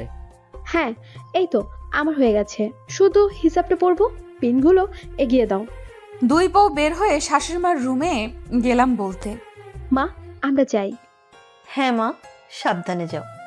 মা আপনি কি খাবেন বলে দেন, আপনার জন্য নিয়ে আসবো। তখন রাজন চৌধুরী রুমে ঢুকে, বৌমারা ডিনারে যাচ্ছে। হ্যাঁ বাবা। আচ্ছা যাও, আরেকদিন আমরা যাব তোমাদের সাথে। ওনার কথা শুনে আমার মনে হলো উনিও যেতে চাচ্ছিলেন, কিন্তু ছেলে আর ছেলের বউয়ের কথা ঠিক করেছে, তাই কথাটা বলতে পারলো না। তাই আমি চট করে বলে উঠলাম, বাবা মা আপনারাও চলুন না আমাদের সাথে। আমার সাথে রজনীও বলল। রাজন চৌধুরী প্রথমে ইতস্তত বোধ করলেও একটু পর রাজি হয়ে গেল। তারপর চারজনে রেডি হয়ে নিচে গেলাম। আয়ান আর ফাহিম আমাদের সবাইকে দেখে অবাকের সাথে খুশিও হয়েছে। আসলে বউয়ের সাথে বাবা মায়ের হাসি খুশি দেখলে যে কোনো স্বামী খুশি হয়। পরের দিন রাতে আমি আমার সব জামাকাপড় গুছিয়ে নিচ্ছি। কালকে সকালেই আমাদের ফ্লাইট। আজকে বিকেলে শপিং করতে গেছিলাম। এখন সবকিছু গোছগাছ করছি। আয়ান ল্যাপটপে কিছু একটা করছে। সকালে উঠে নাস্তা করে সবার থেকে বিদায় নিয়ে চলে গেলাম এয়ারপোর্টে। 10টায় উড়াল দিলাম আমেরিকার উদ্দেশ্যে। আমি আজকে খুব খুশি। এই প্রথম বিমানে ওঠা আর বাংলাদেশ বাদে বাহিরের কোনো দেশে যাওয়া। এমনিতে ঘোরাঘুরি খুব পছন্দ, তার উপর বাহিরের দেশ। 20 ঘন্টার জার্নি শেষে অবশেষে পৌঁছে গেলাম আগে থেকে বুক করে রাখা হোটেলে। আমি তো খুব ক্লান্ত, তাই এসে গোসল করেই ঘুম। আয়নের আগেও 2 বার এসেছিল, আর সেই 2 বার এই হোটেলেই ছিল, তাই এখানকার অনেক কিছুই চেনা। প্রথম 7 দিন আয়ন খুব ব্যস্ততায় সময় কাটালো। বিদেশে শুধু একটু সময় আশেপাশে ঘুরলেও দূরে যেতে পারে নাই। অনেক সময় রাতও জাগতে হয়েছে আয়নকে। পরের 7 দিন অনেকটা ফ্রি। আমার যেখানে যেখানে ইচ্ছে সেখানেই গেছি। সর্বপ্রথম গেছি নায়াগ্রা জলপ্রপাত দেখতে। যদিও হোটেল থেকে অনেকটাই দূরে, কিন্তু তবুও আয়ান একটিবারের জন্য আপত্তি করে নাই। কালকে বাংলাদেশে আসবো আমরা। আজকে সবার জন্য শপিং করব। এর মাঝে খবর পেলাম রজনী মা হতে চলেছে। আমি তো মহা খুশি। শপিংয়ে গিয়ে সবার জন্য কেনাকাটা করলাম, সাথে ছোট বাচ্চার জন্য অনেকগুলো জামা কাপড়, ছেলেরও মেয়েরও। জানি না তো কি বাচ্চা হবে, তাই দুইজনেরই কিনলাম। এমনও ড্রেস আছে যেগুলো বাচ্চারা বয়স 5 বছর হলেও পরা যাবে। পছন্দ হয়েছে, কিনেছি। অবশেষে 2 দিন পর বাংলাদেশে ফেরত আসলাম। বাড়িতে এসে সবার প্রথম বোনকে জড়িয়ে ধরলাম। ওর ইচ্ছে যেন একটা ছেলে হয়, কিন্তু এই বাড়ির সবার ইচ্ছে যেন একটা মেয়ে হয়, কারণ এই বাড়িতে কোনো মেয়ে সন্তান নেই। আয়ন ও ফাহিমকে জড়িয়ে ধরে কংগ্রেস জানালো। ভাইয়া, তুমি কিন্তু বড় আব্বু হচ্ছ। তোর পর এই বাড়িতে একটা পিচ্চি আসতে চলেছে যে সারাক্ষণ আমাদের বাড়িটা মাতিয়ে রাখবে। তারপর রজনীকে ডেকে বলল, ছেলে হোক বা মেয়ে, তাকে ডাক্তার বানাবো। এতে কি তোমার কোনো আপত্তি আছে? না ভাইয়া, আমার কোনো আপত্তি নেই। আমারও এমনটা ইচ্ছে ছিল। আচ্ছা ঠিক আছে, আমার তরফ থেকে তোমার একটা গিফট পাওনা থাকলো, সময় মতো পেয়ে যাবা। পাশ থেকে ফাহিম মাথা চুলকিয়ে মিনমিনিয়ে বলল, কষ্ট করলাম আমি, আর গিফট পাবে ও? এটা কেমন কথা? ফাহিম ভাইয়ার কথা শুনে আমি জোরে হেসে দিলাম, আর উনি চোখ রাঙিয়ে আমার দিকে একবার, ফাহিম ভাইয়ের দিকে একবার তাকিয়ে উপরে চলে গেল, আর ফাহিম ভাইয়াকে বলল, তোর গিফটও পেয়ে যাবি। সময় চলছে আপন গতিতে। আমেরিকা থেকে আসার 1 মাস হয়ে গেছে। যে প্রজেক্টের জন্য আমেরিকা গিয়েছিল সেটাও পেয়ে গেছে। অফিসে কাজে প্রচুর চাপ। আমার শ্বশুরের বুকের ব্যথাটা বেড়েছে, তাই একদম বেড রেস্ট। শাশুড়ি এখন কোনো কিছুতে বাধা দেয় না, আর আমিও বা অতটা দুষ্টুমি করি কই। প্রায় সব সময় একা একা থাকি। একা থাকলে আর কি দুষ্টুমি করব? আগে বাড়িতে আপুর সাথে থাকতাম, আম্মুর সাথে করতাম, নয়তো স্কুল কলেজে বান্ধবীদের সাথে করতাম। এর মধ্যে একদিন ইউনিভার্সিটি গিয়ে বান্ধবীদের সাথে দেখা করে আসছি। আপুর সারাক্ষণ মাথা ঘুরে, খাইতে পারে না, বমি হয়। এই জন্য আপুও সারাক্ষণ শুয়ে থাকে। তাই আমিও একা একা ফোন চাপি, নয়তো বই পড়ি, আর খুব খারাপ লাগলে বাহির থেকে ঘুরে আসি, নয়তো ওনার সাথে ফোনে কথা বলি। উনি যতই ব্যস্ত থাকুক না কেন, আমি ফোন দিলে কখনো আমাকে নিরাশ করে না, কথা বলবেই। ফাহিম ভাইয়া কয়েকদিন হলো অফিসে যায়। বাবা অফিসে না যাওয়ায় ওনাকে একা একা সব সামলাতে হচ্ছিল, তাই ফাহিম ভাইয়া অফিসে যাওয়া শুরু করেছে। আগে না হয় দায়িত্ব নিতে ভয় পেত, কিন্তু এখন উনি বাবা হচ্ছে, তাই সন্তানের কথা ভেবে অফিসে যাওয়া শুরু করেছে। ওনার সাথে আমার খুব কম দেখা হচ্ছে। সকালে বেরিয়ে যায়, আসে রাতে, তবে ফোনে সারাক্ষণ খোঁজ নেয়। কখন খাবো, গোসল করব, কি করব না করব সব। আজকে ওনাকে তাড়াতাড়ি আসতে বলেছি, কারণ আজকে বিশেষ একটা দিন, আর আজকে আমার ওনার ভালোবাসা চাই, আর আমি যে ওনাকে ভালোবাসি এটাও বলতে চাই। আজকে ওনার জীবনের বিশেষ একটা দিন। এই দিনে পৃথিবীতে আসছি উনি। বিয়ের আগে যতটা অপরিচিত ছিল মানুষটা, বিয়ের পর তার থেকেও বেশি চিনেছি ওনাকে। স্বামী স্ত্রীর বন্ধনটা পবিত্র। স্বামীর যখন ইচ্ছে স্ত্রীর কাছে আসতে পারে। সেখানে এই মানুষটা আমাকে অনেকটা সময় দিয়েছে নিজেকে গুছিয়ে নেওয়ার জন্য। আমি তাকে আর দূরে রাখতে চাই না। আমারও যে বড্ড ভালোবাসতে ইচ্ছে করে ওনাকে, যখন তখন জড়িয়ে ধরতে ইচ্ছে করে, ওনার কপালে চুমু দিতে ইচ্ছে করে, ওনার কাঁধে মাথা রেখে জ্যোৎস্না দেখতে ইচ্ছে করে। তাই আজ ওনার জন্মদিনটা একটু অন্যভাবে সেলিব্রেট করব। নিচতলার ড্রয়িং রুমটা সাজিয়ে নিলাম। অবশ্য আমার সাথে ফাহিম ভাই আর আপুও ছিল।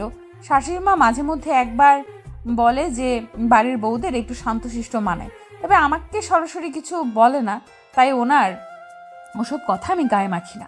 আমার মতে বাড়ির বউদের অত চুপচাপ মানায় না, নয়তো সবাই অহংকারী ভাবতে পারে। বাড়ির বউরা একটু চঞ্চল হবে, বাড়ির কাজ করবে, সবার সাথে মিলেমিশে চলবে, সেটাই ভালো। বাড়ি সাজানো হয়ে গেলে ওনার পছন্দ মতো সব রান্না করলাম। ওনার বাড়ি ফেরা পর্যন্ত অপেক্ষা করতে লাগলাম। সন্ধ্যা 7টার সময় ফোন করে বলল গাড়ি খারাপ হয়ে গেছে, ফিরতে দেরি হবে। আজকে তাড়াতাড়ি আসতে বলেছি, আর আজকেই গাড়িটা খারাপ হতে হলো। কি আর করার, অপেক্ষা করা ছাড়া উপায় নেই। সময় যেন কাটতেই চায় না। বেশ কিছুক্ষণ পর উনি এলেন। মা, বাবা, ফাহিম ভাইয়া, রজনী আপু সবাই রেডি। আমি গিয়ে দরজা খুলে দিলাম। কি ব্যাপার ঝুমুর, বাড়ি অন্ধকার কেন? আমি কোনো কথা বললাম না। ওনার হাত ধরে আরেকটু সামনে গেলাম। যেতে এক এক করে পুরো বাড়িতে লাইট জ্বলে উঠলো। ওনার আর আমার মাথায় ফুলের পাপড়ি পড়তে লাগলো। সবাই একসাথে বলে উঠলো, হ্যাপি বার্থডে আয়ান চৌধুরী। উনি পুরো শকড। আগে ওনার জন্মদিন পালন করা হয়েছে, তবে সে সময় অনেক আত্মীয় স্বজন ছিল, গান বাজনা ছিল। তারপর থেকে কিছু বছর উনি জন্মদিন পালন করেননি। ওনার এত আত্মীয় স্বজন, গান বাজনা, হই হুল্লোড় পছন্দ না।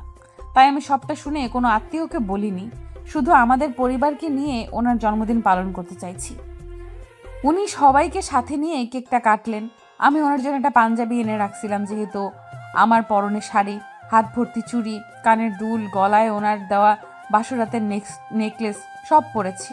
উনি নিজের ওয়াশরুম থেকেই ফ্রেশ হয়ে আসলেন। তারপর সবার সাথে বসে খাওয়া দাওয়া করলেন। একটু পর উনি উপরে যেতে ধরলেই আমি ওনার পথ আটকে দাঁড়ালাম, কারণ এখন ওনাকে কিছুতেই রুমে যেতে দেওয়া যাবে না, নয়তো আমাকে নির্লজ্জের খাতায় নাম লেখাতে কেউ দ্বিধাবোধ করবে না। এই শুনুন না, মাথা নিচু করে বললাম।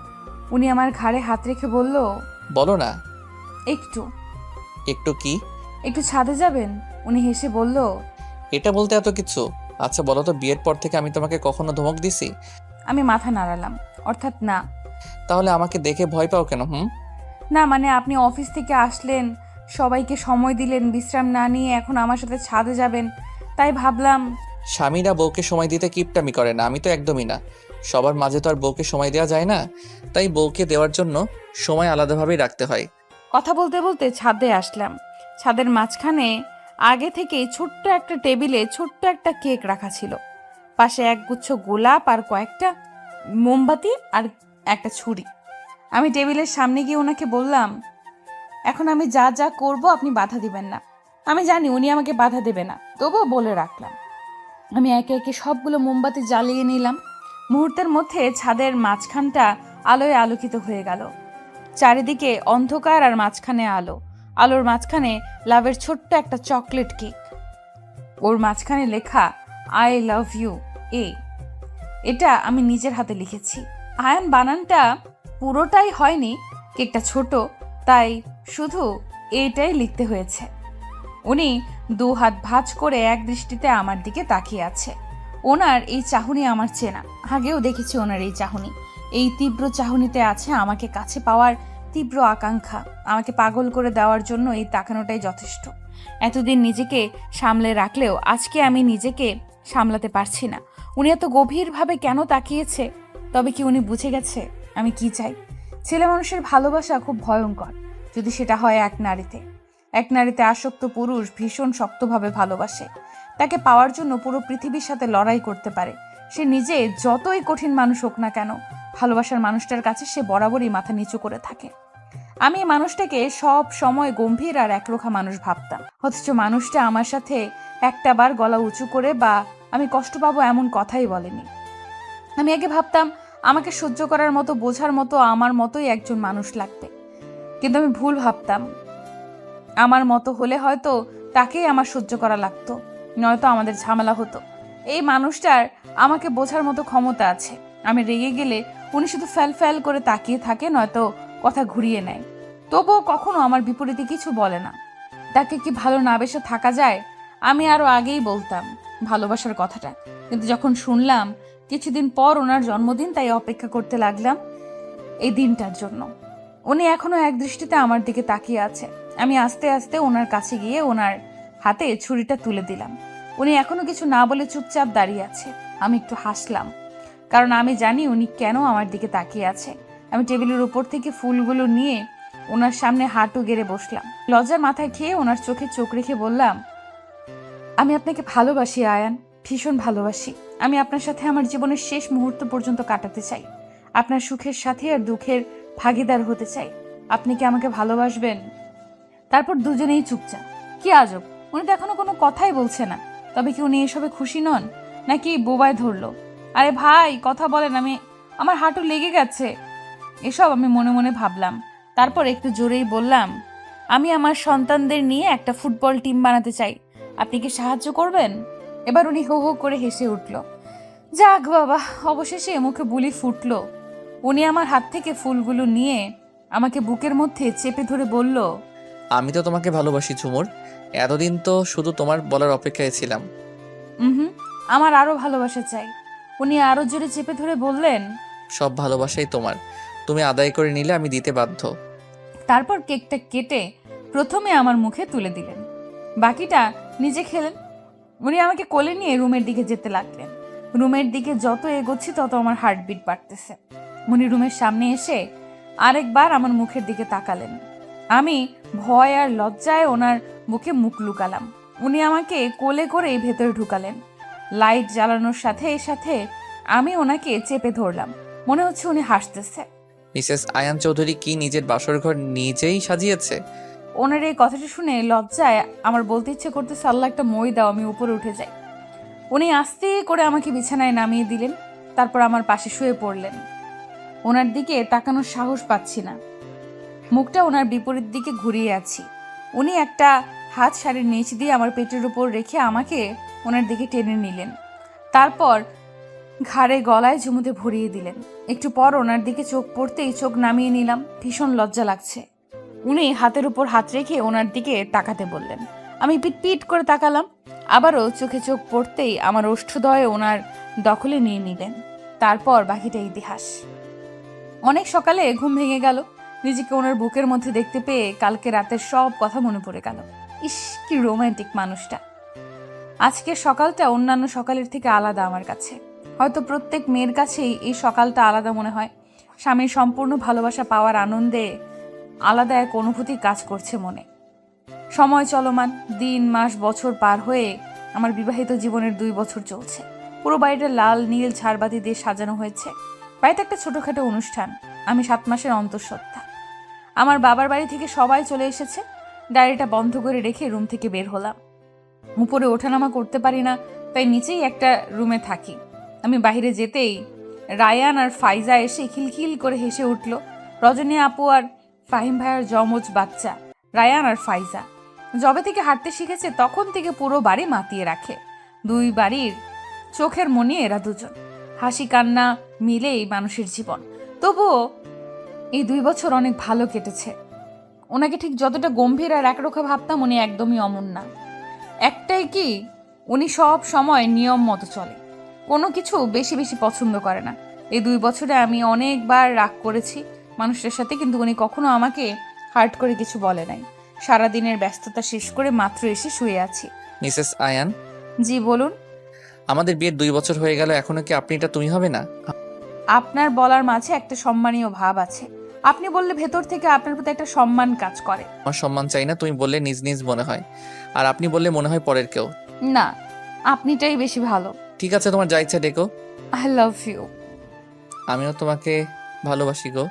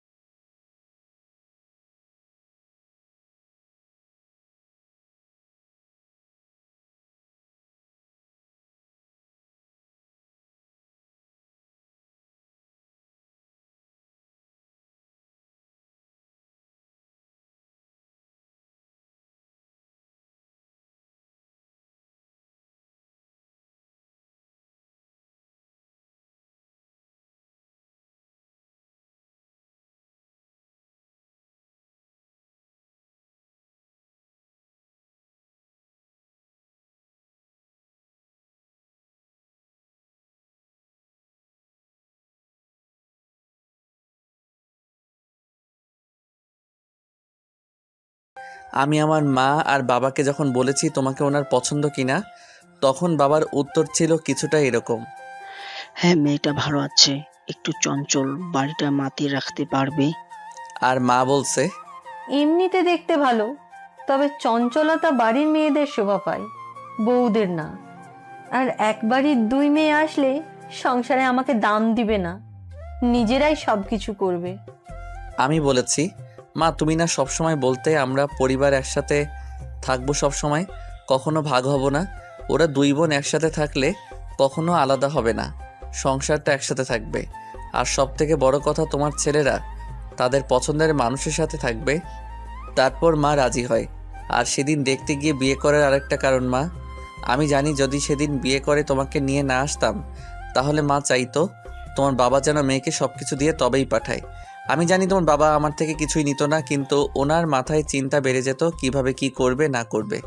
এই জন্য আমি সেদিনই বিয়ে করে নিয়ে আসি, যাতে মা মনে করে হঠাৎ বিয়ে হওয়ার কারণে কিছু দিতে পারিনি, আর তোমার বাবার অনুষ্ঠান বা কিছু দেওয়া নিয়ে চিন্তা না হয়।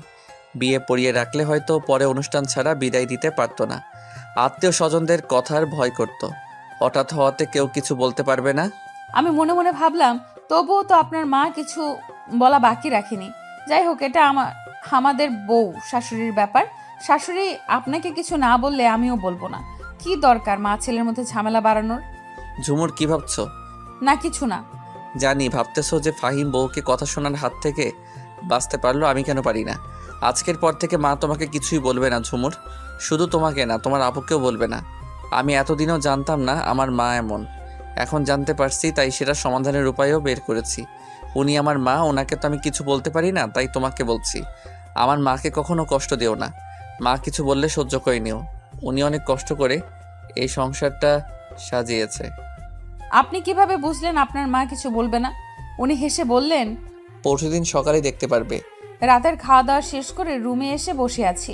এই লোকটা এখনো আসছে না। ব্যালকনিতে দাঁড়িয়ে কারোর সাথে ট্যুরের ব্যাপারে কথা বলছে। আমি দুবার ডাকতে গিয়ে ঘুরে আসছি। কেন জানি না খুব মন চাচ্ছে উনি একটু আমাকে কাছে টেনে নিক, কপালে একটা ভালোবাসার পরশ এঁকে দিক, আর তারপর জড়িয়ে ধরে ঘুমাক। আচ্ছা, উনি কি বুঝতে পারছে না কিছু? ধুর, ভাল লাগে না। অনেকক্ষণ পর উনি রুমে আসলো। আমি বিছানা দুটো বালিশ উঁচু করে হেলান দিয়ে শুয়ে আছি। উনি এসে আমার সাথে কোনো কথা না বলে শুয়ে পড়লো। আজব তো, আমি জেগে আছি ওনার অপেক্ষায়, আর উনি আমাকে কিছুই বললো না। ঠিক আছে, না বলুক, নাই, আমিও কিছু বলবো না। মাঝখানে একটা কোলবালিশ রেখে শুয়ে পড়লাম। উনি যখন বুঝলোই না কিছু, তাহলে যেচে আর বোঝাতে পারবো না আমি। আমি জানি ঝুমুর, তুমি কি চাচ্ছিলে, বুঝতে পারছি আমি, কিন্তু তুমি এখনো পর্যন্ত একবারও বলনি তুমি আমায় ভালোবাসো। যেখানে আয়ান চৌধুরী নিজের মুখে তোমাকে বলেছে ভালোবাসার কথা, সেখানে তুমি এত চঞ্চল একটা মেয়ে হয়ে বলতে পারলে না? তুমি যেদিন নিজের মুখে স্বীকার করবে ভালোবাসার কথা, যেদিন বলবে আয়ান আমাকে একটু ভালোবাসেন, সেদিন তোমাকে কোনো আদর থেকে বঞ্চিত করব না মিসেস আয়ান। অনেকক্ষণ এপাশ ওপাশ করার পর ভালো লাগছে না, কেমন কেমন যেন লাগছে। ওনাকে খুব জড়িয়ে ধরতে ইচ্ছে করতেছে। আচ্ছা, উনি নিশ্চয়ই এখন ঘুমিয়ে পড়েছে, এখন তো জড়িয়ে ধরাই যায়। আমি খুব সাবধানে মাঝখানের বালিশটা সরিয়ে ওনাকে এক হাতে পেছন থেকে জড়িয়ে ধরলাম। ওনার গালে ছোট্ট করে ঠোঁট ছোঁয়ালাম। সকালবেলা ঘুম থেকে উঠে দেখি উনি পাশে নেই। শাড়ি পরা ছিল, শাড়ি অনেকটা এলোমেলো হয়ে আছে। আমার ঘুমের মধ্যে নড়াচড়া করা অভ্যাস আছে। বিছানার এক পাশ থেকে অন্য পাশ পুরোটাই আমার লাগে, আর এই জন্যই শাড়ি ঠিক নেই। আজকে উঠতে একটু দেরি হয়েছে। নিচে গিয়ে দেখি আপু সবার নাস্তা রেডি করছে। আমি গিয়ে আপুকে একটু সাহায্য করলাম, দেখলাম উনিও নিচেই আছে। না, এভাবে থাকা সম্ভব না। একে তো রাতে জড়িয়ে ধরে পাগল করে দিচ্ছিল, আর সকালে দেখি শাড়ি ঠিক নেই। এই মেয়েটা সব উল্টাপাল্টা করে দিচ্ছে, কোনো কিছুতেই মন বসতেছে না, পাগল পাগল লাগতেছে। Control Ayan, control. মনে মনে কথাগুলো ভাবছে আয়ান। কি রে ঝুম, সব ঠিকঠাক আছে তো? হ্যাঁ আপু, কোনো কিছু হয়েছে? না না, কি হবে, গোসল করেছিস নাকি তাই কথাটা বললাম। আপুর কথাটা শুনে ভীষণ লজ্জা লাগছে। এইভাবে খেয়াল করেছে বজ্জাত মেয়েটা? মানে বিয়ে করলেই কি প্রতিদিন সকালে গোসল করতে হবে নাকি? তাছাড়া আমাদের তো কিছুই হয়নি যে গোসল করতেই হবে। আমার লজ্জা পাওয়া দেখে আপু হেসে বলল, আরে এত লজ্জা পাচ্ছিস কেন? আমি তো এমনি বললাম। আচ্ছা বাদ দে, ভাইয়া কালকে আর কি বলেছে রে? আসলে আমাকে উনি সেই দিন বলেছিল যে তোমার বোনকে কখনো আমি কোনো কষ্টই পেতে দিব না। আমি জানি উনি ওনার কথা রাখবে। আর এটাও বলেছে যে অন্য কোথাও বিয়ে হলো যে সেখানে সবাই ভালো থাকবে, কেউ কিছু বলবে না, এমনটা তো না। সেখানে আরো দেখা গেল শাশুড়ি, শ্বশুর, ননদ, যা সবাই খারাপ, তাহলে সেখানে কি করবে? তারপর ভেবে দেখলাম কথাটা ভুল বলেনি, আমাদের শাশুড়ি মা এমনিতে সব দিক দিয়ে ভালো, তবে এই ব্যাপারটা নিয়ে যে এমন কেন করছে সেটাই বুঝছি না। সারা দিন কেটে গেল, এর মধ্যে ওনার সাথে আর দেখা হয়নি। দুপুরে খাওয়ার আগে একবার কল দিয়ে বলেছে খেয়ে নিতে। সন্ধ্যা পেরিয়ে রাত হয়ে এলো, উনি এখনো নেই, একটা কল পর্যন্ত করলো না। আচ্ছা, উনি কি কোনো কারণে আমার উপর বিরক্ত, নাকি সত্যি সত্যি ব্যস্ত আছে? এসব ভাবতে না ভাবতেই না খেয়ে ঘুমিয়ে পড়লাম। ঘরে খাবার এনে রাখছিলাম যে উনি আসলে একসাথে খাবো, উনিও আসলো না, খাওয়াও হলো না। রাত 11:30 নাগাদ চোখের পানির ছিটা পেয়ে ঘুম ভাঙে। উঠে দেখি উনি লুঙ্গি আর গেঞ্জি পরে একটা গ্লাস হাতে নিয়ে হাসি মুখে দাঁড়িয়ে আছে। চুল থেকে পানি পড়ছে, মনে হচ্ছে মাত্র গোসল করে বেরিয়েছে। আমাকে জাগতে দেখে বলল, যাক, অবশেষে তোমার ঘুম ভাঙলো। কখন থেকে ডাকতেছি তোমায়। কেন জানি না খুব অভিমান চেপে ধরলো, চোখ দুটো ভিজে আসতেছে। কি হয়েছে, আমাকে ডাকছিলেন কেন? বারে, বউটা অভিমান করেছে, তা অভিমানের কারণ কি? আর আমার বউটা না খেয়ে ঘুমিয়ে যাবে তা কি করে হতে দেই? কিসের অভিমান? কোনো অভিমান করিনি। উনি এক লোকমা ভাত আমার মুখের সামনে নিয়ে বলল, অভিমান করছো কি না কথাতেই বুঝেছি। কাজের অনেক চাপ ছিল বউ, মাঝখানে আর 2 দিন সময়, তারপরের দিন আমাদের বেরোতে হবে। আর তোমার তো এখনো শপিং করাও হয়নি, আমারও কিছু কেনাকাটা করতে হবে। ওনার মুখে বউ ডাকটা শুনতে বেশ ভালো লাগছে, আর লজ্জাও। আপনি দুপুরের পর থেকে একবারও কল করেননি কেন? উনি হেসে বলল, আমি তো তোমার কলের অপেক্ষায় ছিলাম যে আমার বউটা কখন কল দিয়ে বলবে এখনো ফিরছেন না কেন। ইস, ভুলে গেছি, আমিও তো কল দিতে পারতাম। আরও কিছুক্ষণ টুকটাক কথা বলে খাওয়া শেষ করে ঘুমিয়ে পড়লাম। সকালে ঘুম থেকে উঠতেই খুব জোরে হর্ন বাজতে শুনলাম। ব্যাপারটা দেখার জন্য ব্যালকনিতে গিয়ে দাঁড়ালাম। নিচে তাকিয়ে দেখি বড় বড় দুটো ট্রাক। কি নিয়ে আসছে দেখার জন্য নিচে গেলাম। এত কিছু দেখে অবাক না হয়ে পারলাম না। নিচে গিয়ে দেখি ট্রাক ভর্তি যত ধরনের ফার্নিচার আছে সব। শাশুড়ি মা হাসি মুখে দাঁড়িয়ে আছে। আমি নিচে যেতেই বলল, বৌমা, তোমাদের বাড়ি থেকে এত জিনিস দেবে বলনি তো? একটা সময় একটা ছেলে একটা মানি ব্যাগ নিয়ে এসে শাশুড়ি মায়ের সামনে রাখলো। ব্যাগটা খুলতেই দেখি ভেতরে স্বর্ণের গহনা, আপুর সহ। এইসব দেখে শাশুড়ি মার চোখ ছানা বড়া দেখে আমি আর আপু অবাক হয়ে গেছি। আমরা জানি যে আমাদের মিথ্যা কথা বলা নিষেধ, কিন্তু যে মিথ্যা বললে কোনো দ্বন্দ্ব কমে যায় সেইটুকু বলাই যায়। কাল আমি বাবাকে বলেছিলাম, খালি হাতে মেয়ে দিছো কেন? মেয়েকে বিয়ে দিলে সাথে আরও কিছু দিতে হয়, জানো না? আমার এই কথাটা আয়নের কান পর্যন্ত পৌঁছে গেছে। বাবা বাড়িতে গিয়ে লোন করে কিছু জিনিস কিনেছে, সাথে আয়ান বাকি সব কিছু দিয়েছে। কিন্তু শাশুড়ি মা জানে সব আমার বাবা দিয়েছে। এছাড়া বাকি সবাই সত্যটা জানে। আয়ান নিজেই সব কিছু দিত, কিন্তু বাবা মানতে চায়নি, তাই নিজের সামর্থ্য অনুযায়ী যেইটুকু সম্ভব দিয়েছে। সারা দিন এগুলো গোছগাছ করতেই গেল। পুরনো জিনিস সরিয়ে সব নতুন জিনিস রাখা হলো। সন্ধ্যার আগে আগে রুমে গেলাম। দেখি উনি বিছানায় বসে ল্যাপটপে কিছু কাজ করছে। আমাকে রুমে দেখে বলল, গোসল করে আসো, বাইরে যাব। প্রায় 40 মিনিট পর বেরোলাম। দেখি উনি ল্যাপটপ রেখে ফোন চাপতেছে। আমি বেরোতেই আমার দিকে তাকালো। কালো শাড়ি, ভেজা চুল, সদ্য গোসল করা নারী দেখলেই যেন নেশা ধরে যায়। ভেজা থাকার কারণে পুরো শরীর যেন চকচক করছে। এইভাবে দেখলে যে কোনো স্বামী পাগল হতে বাধ্য। আর কত পাগল করতে চাও ঝুমুর? এবার তো স্বীকার করো ভালোবাসো। আমি কাছে যেতেই উনি উঠে পেছন থেকে জড়িয়ে ধরলো। আর কত সময় লাগবে তোমার? এই কথাটা শুনে কান পর্যন্ত গরম হয়ে গেল। কিভাবে বলবো আমি আপনার ভালোবাসা চাই, আমার সম্পূর্ণ ভালোবাসা চাই? আপনি বুঝে নিতে পারেন না? আপনি কি আমার চোখের ভাষা বুঝতে পারেন না? কি ভাবছো ঝুমুর? কিছু না। আচ্ছা, তাড়াতাড়ি রেডি হয়ে নাও, বাইরে ডিনার করব। কালো শাড়ির সাথে সাদা ঝুমকো কানে দিলাম। চুলগুলো আঁচড়িয়ে মুখে ক্রিম দিয়ে হালকা গোলাপি কালার লিপস্টিক পরলাম। ব্যাস 5 মিনিটে রেডি।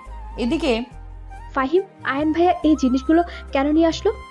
ফাহিম রজনীকে পেছন থেকে জড়িয়ে ধরে থুতনি রেখে বলল, যাতে মা তোমাদের কিছু বলতে না পারে। দেখো রজনী, আমার মাকে এজন্য মিথ্যা বলেছি যাতে মা খুশি থাকে, তোমাদের সাথে মিলেমিশে থাকে। যদি মাকে বলতাম যে আয়ান ভাইয়া কিনেছে, তাহলে হয়তো মা এসব নিয়ে তোমাদের কথা শোনাতো।